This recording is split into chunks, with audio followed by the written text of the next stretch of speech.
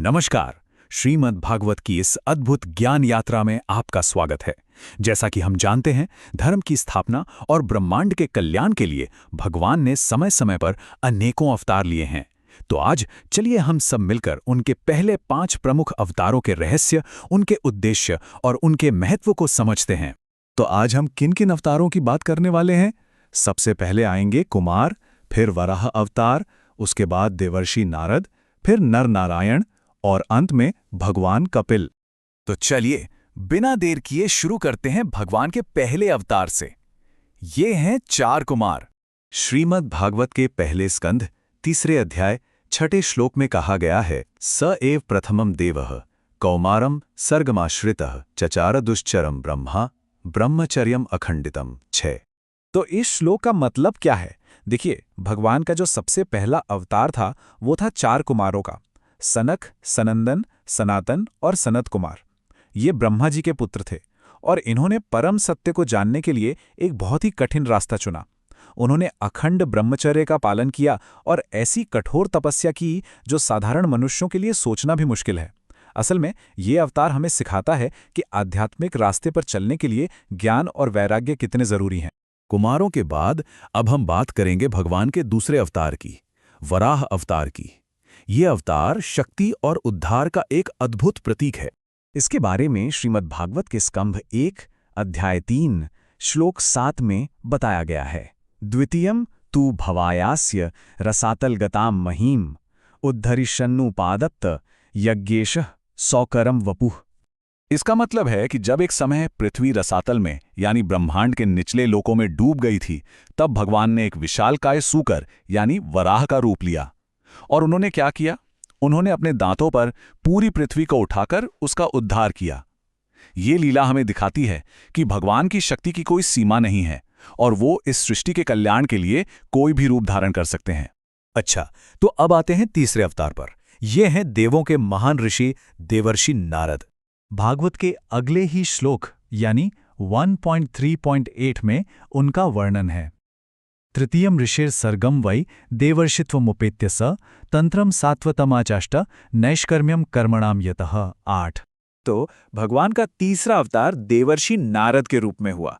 नारद जी ने वेदों के उन हिस्सों को इकट्ठा किया जो भक्ति के बारे में है, जिसे सात्वत तंत्र भी कहते हैं। उन्होंने हमें निष्काम कर्म का रास्ता दिखाया, मतलब ऐसा काम करो जिसके फल की चिंता ना हो, जिससे हम कर्म के बंधन से मुक्त हो जाएं। और जानते हैं, श्रीमद् भागवत लिखने वाले महान व्यासदेव भी नारद जी के ही शिष्य थे। इससे पता चलता है कि ये अवतार कितना महत्वपूर्ण है। चलिए अब हम अपने चौथे अवतार की ओर बढ़ते हैं। ये हैं जुड़वा ऋषि नर और नारायण। इनके बारे में हमें श्लोक संख्या 1.3.9 से पता चलता है, तुर्ये धर्मकला सर्गे नर नारायणावृषि भूत्वात्मोपशमोपेतम अकरो दुश्चरम तपः 9। इस चौथे अवतार में भगवान ने 2 जुड़वां ऋषियों नर और नारायण के रूप में जन्म लिया। वे राजा धर्म की पत्नी मूर्ति के पुत्र थे और इन दोनों ने मिलकर इतनी कठोर तपस्या की जो एक मिसाल बन गई। किस लिए? अपनी इंद्रियों को वश में करने के लिए। तो ये अवतार हमें सिखाता है कि खुद पर नियंत्रण यानी सेल्फ कंट्रोल आध्यात्मिक जीवन के लिए कितना ज्यादा जरूरी है। और अब हम पहुंच गए हैं आज के हमारे 5वें और आखिरी अवतार पर।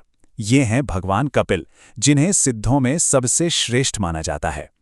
श्रीमद् भागवत के श्लोक 1.3.10 में उनके बारे में बताया गया है, पंचमम कपिलो नाम सिद्धेश काल विप्लुतम प्रोवाचासुर्ये सांख्यम तत्व ग्राम विनिर्णयम 10।